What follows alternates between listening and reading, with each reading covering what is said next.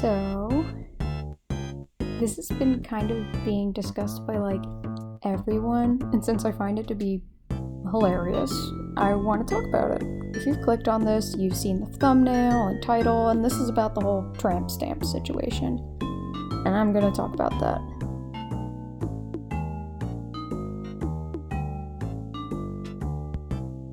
This all started on TikTok because everything happens on that site. So, you know, TikTok, the platform that started off as like a lip syncing app or something, obviously is gonna have music on it. And even though my and many other people's For You pages is like dogs and funny videos and and a lot of other stuff, the app's main purpose and focus is music. Obviously, TikTok has had a major influence in the music industry. Many songs chart on the Billboard Top 100 nowadays because of their use on TikTok. Some indie musicians even got their fame on the app, like Lil Nas X and, you know, all those guys. So gone are the days of commenting a million times on Jay-Z lyric videos uploaded in like 140p to check out your SoundCloud. But now you can post on TikTok, while also spamming the hell out of comment sections. So you're twice as efficient now. Alright, so I can't think of a way how to segue into this, but this is where we get into the subject of a video, tramp stamps. So apparently their first TikTok was made on November 13th of 2020. They've only exploded in the past week as of writing this, and just out of nowhere, I think. I mean, I didn't hear about them at all until someone shared this Tumblr post, link in the description, and I became obsessed with this whole situation. Not out of admiration, oh god no, just how absurd and hilarious it all is. Anyways, back to their TikTok. Seems a lot of their early videos are just meet the band type stuff with some silly jokes about each other, and also just promoting the shit out of their cover of All the Small Things by Blink-182. Now, it ain't as bad as the Kids Bop cover. But hey, they're a small band, just starting out. I'll cut them some slack. Except they're not a small band, which I will get to in a minute. And then they post some more covers or whatever. And honestly, even as I knew what I would eventually get to, I couldn't help but feel kind of bad that I was picking on them. Like, they're clearly having fun, and I could barely play any instruments, so I can't really judge, but that slowly faded as I remembered why I was here. After scrolling through more quirky funnies or whatever, you will eventually see their first single. You know, it makes sense doing covers first, trying to find your groove. Now let's see how this first song is.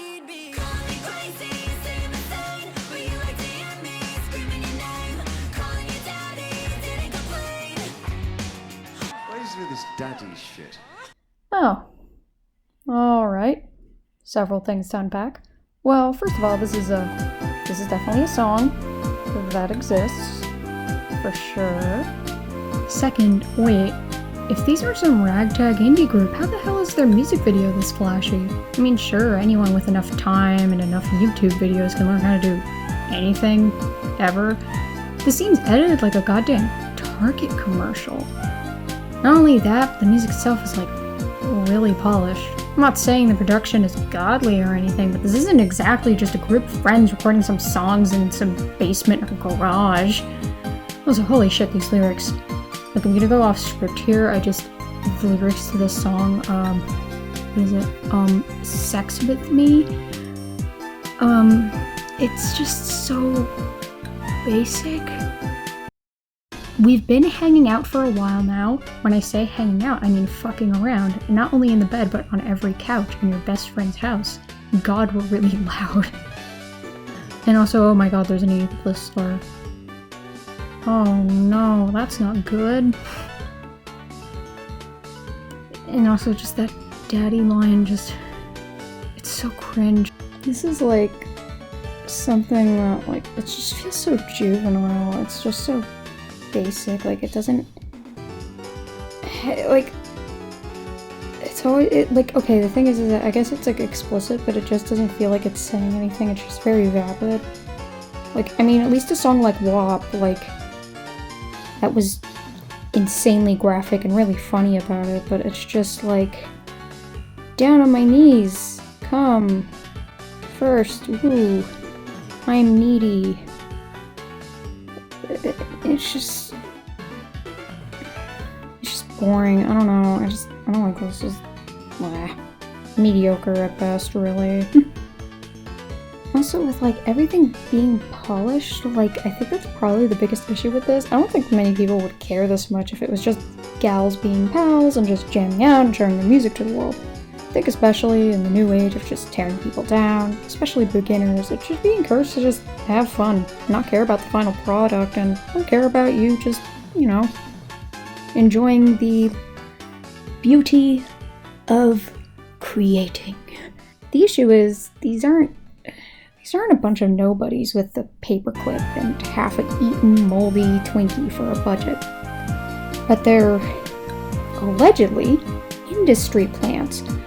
Look, I personally don't care for whining about industry plants. A lot of musicians I like are basically under that label. However, I think they're at least talented. The thing they're trying to represent, though, yes, technically slandering the concept of indie, they're like, I don't know, they make good music at least. Like, I don't care how The Strokes or Billie Eilish got popular, I like their music anyways. Whether they have like 10 million subscribers or whatever, or just like 10. But it just feels a little different with Tramp Stamps. Look, as you can kind of tell, Tramp Stamps are supposed to be a pop punk band or something, which is fine on its own, but oh dear god. I mentioned a Tumblr post earlier, the one that introduced me to this whole debacle, and it described this as like Disney brand punk, and I cannot think of a better term for this at all. That is just spot on. Later, they also released a song called I'd Rather Die, and it goes a bit like this.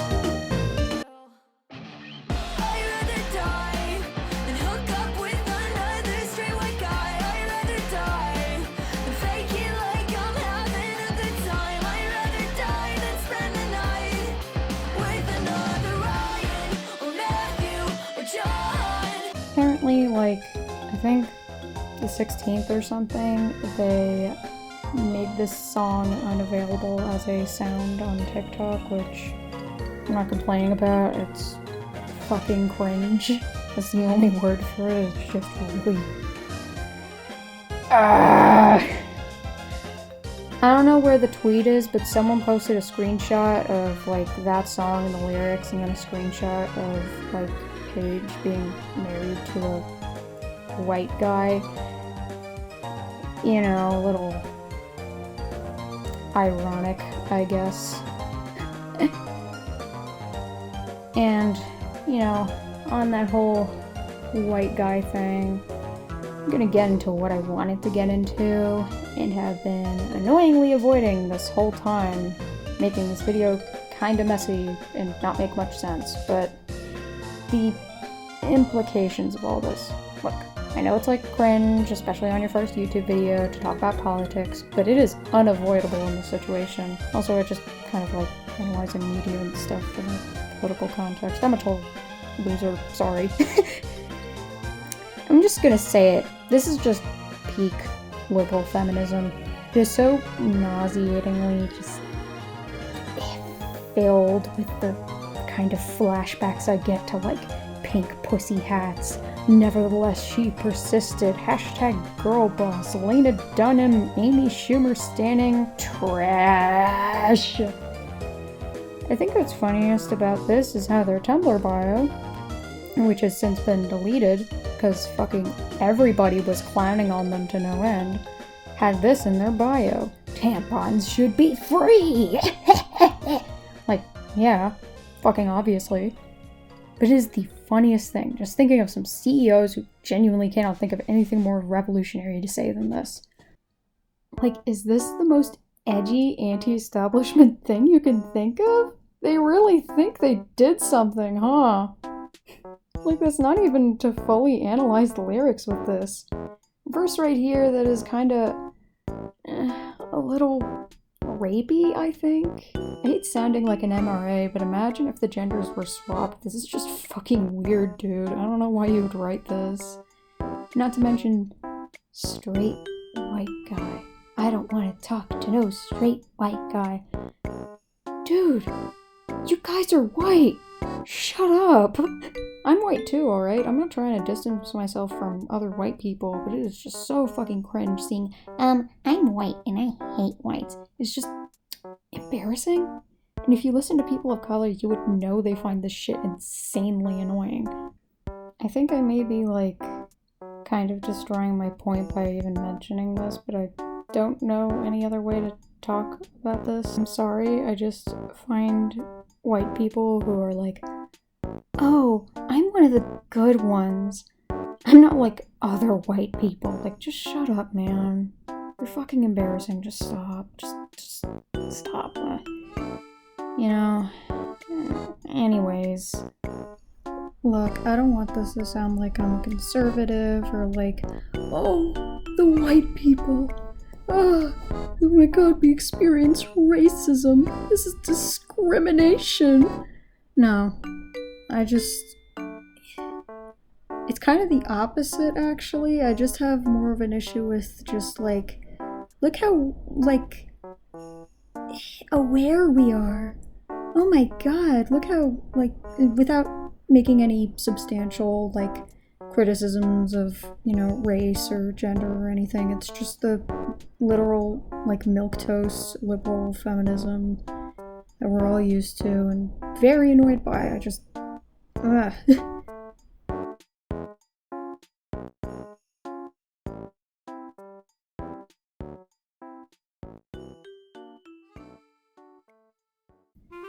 You know, the whole Disney thing I mentioned earlier is especially poignant in this context. You know how Disney is doing those fake woke reboots where everything has to be some subversive commentary on what it is like to be a woomson. Teaching another girl to read. And even making fucking Cruella de Vil a girl boss? The bitch who skinned puppies? Like she's a part of the garden or something? Also, I think I should mention that one stan account that everyone keeps posting about, they're a troll. I literally did not know this until like a minute before recording this. It was shocking, honestly. That's why you always check everything and make extra sure and don't waste a bunch of time recording stuff. And at least I discovered a little early, so I deleted the segment on it, thank god. Yeah, so I guess TLDW, those were some thoughts on this whole band and situation. No, I don't automatically think you're bad at music because you're an industry plant. When you try to claim to be these revolutionary punks and all you have is just milquetoast hogwash liberal feminism with, like, pink, smash the patriarchy aesthetic crap all over it, I'm not gonna like you very much. Also, wow, an industry plant punk band where they fake being leftists and just say a bunch of slogans they don't actually mean in appearance of, like, an aesthetic of, like, revolutionary ideas. Wow, they're basically just the modern day Sex Pistols.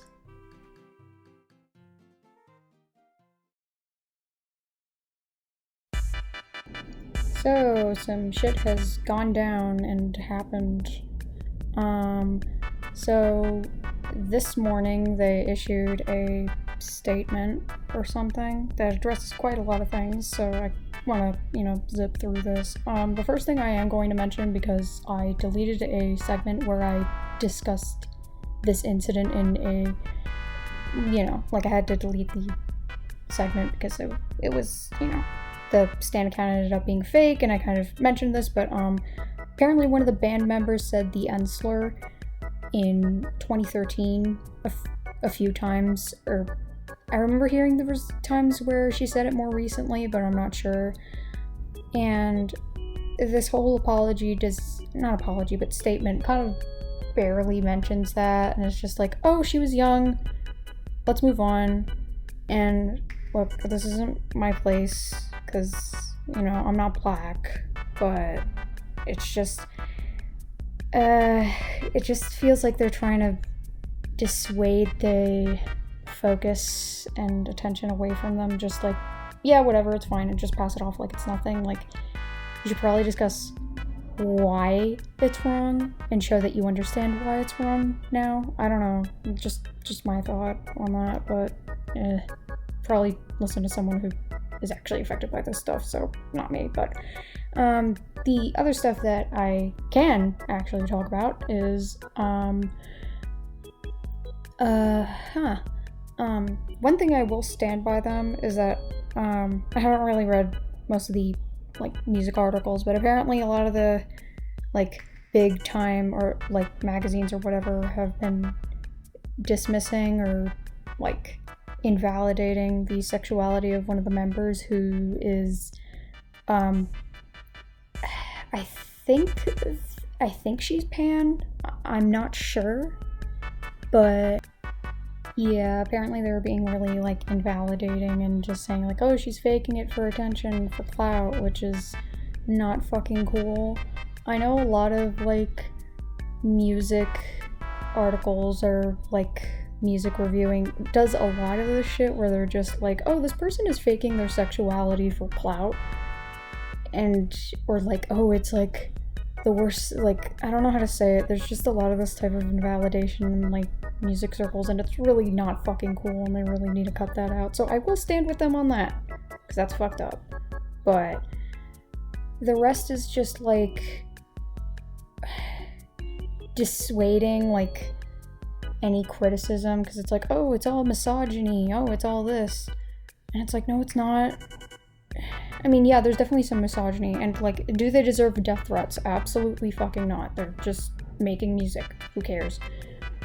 And then one of them said like, oh, it's ageist to point out one of them was married or something to a white guy, and I'm like, no, it's not. They're just pointing out the irony, and they don't care that you're married to anyone. They just care that like you made a song where it's like, oh, I don't want to fuck with white guys, and then you marry a white guy. Like, that's kind of silly. I don't know.